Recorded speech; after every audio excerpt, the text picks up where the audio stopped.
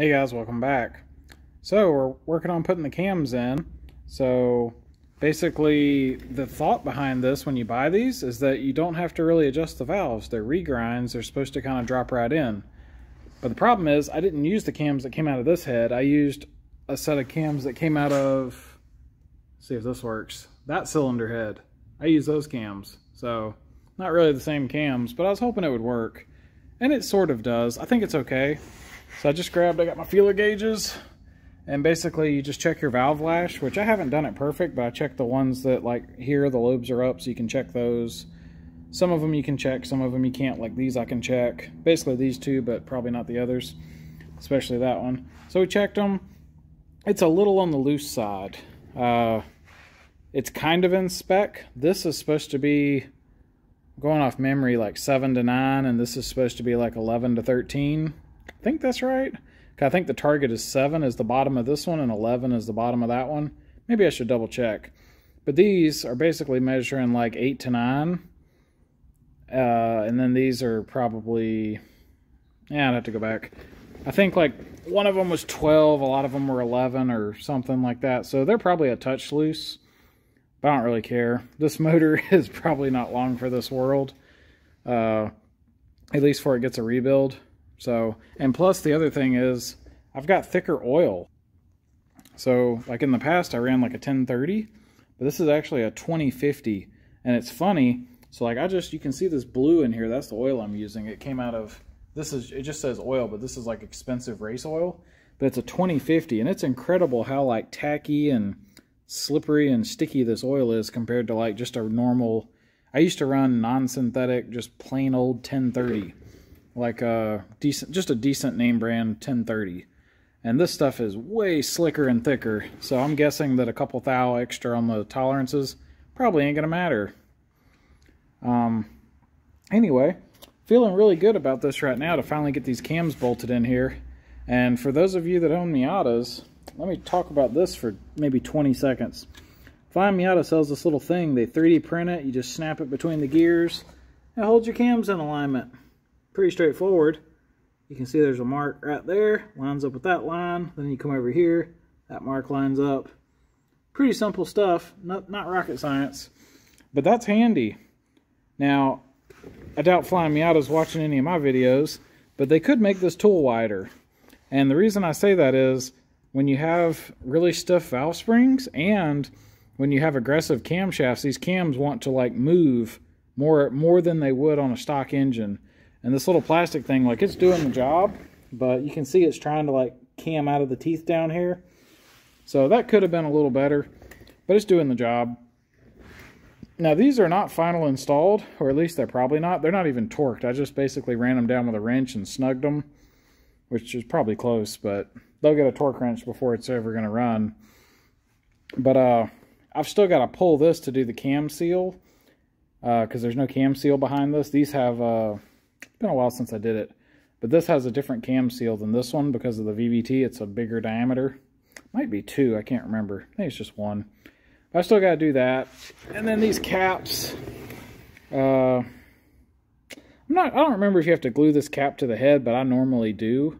So I'll probably do that just out of abundance of caution because I'm a huge fan of not having oil leaks. So there's still some work to do, but this was kind of critical. I wanted to see, you know, do I need to order shims, or because if they're too loose, then you can get thicker shims. If they're too tight, you can actually just modify the stock shims a little bit, or I could swap shims because I got another head.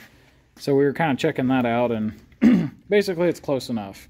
So I'm not going to worry about it. If it rattles and has a little bit of valve clatter, I don't really care. And then it's not going to really matter. It's just an annoyance. And then anyway, so we're good there. And one other thing I noticed, so this camshaft, when they welded my cams, they went ahead and tack welded the cam trigger to the cam. I don't think I did this. If I did this, I forgot. But, which I guess is possible. But it doesn't really look like my welding, so I don't think I did that. So that's kind of cool. Nice little upgrade.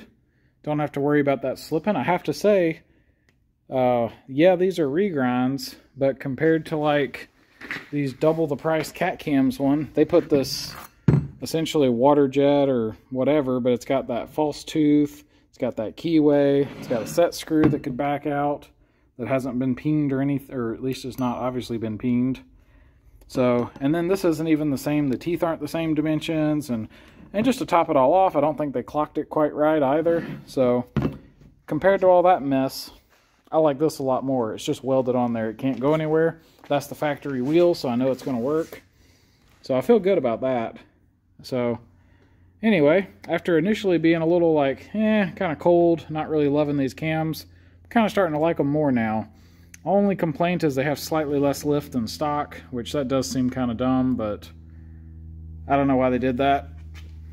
But they did. But hey, they got like 50 something degrees more duration, so I bet you it's going to sound good at idle and breathe better up top, and that's the main thing we're going for. So guess that's going to wrap this up for now. We're about to knock off because it's kind of late, but yeah, making a little bit of progress on the engine. I guess I probably got to get a little list going, but I probably have everything. Like I know I got the timing belt, I got the dampener, I probably have the cam seals, because this is the kind of stuff that I'll think about and I'll be like, hey, just go ahead and buy that and have it ready to go. So I should have all that stuff. So I suppose next time we come back, we're gonna get the timing belt put on and basically final install the cams, get our timing belt and harmonic dampener, and get all this stuff dressed up. I think that's gonna be the next move. I don't want to think about this. I think this is going to stay, so I guess we'll just leave that for now.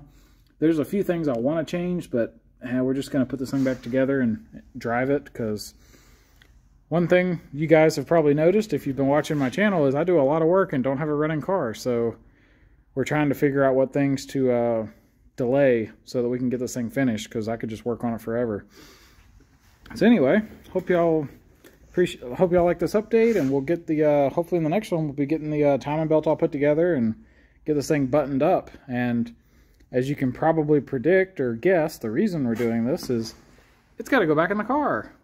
We got to do some fab work on the front end, and I was sitting there struggling with what to build, and I was like, wait a minute, common sense says I need to put the critical things back in the car so I know what to build, and this definitely needs to go in the front of the car. So we got the subframe pretty much ready. It's got to go in, get this motor buttoned back up, and then it's going in. So you'll be seeing that coming up soon. So anyway, till next time, y'all take it easy.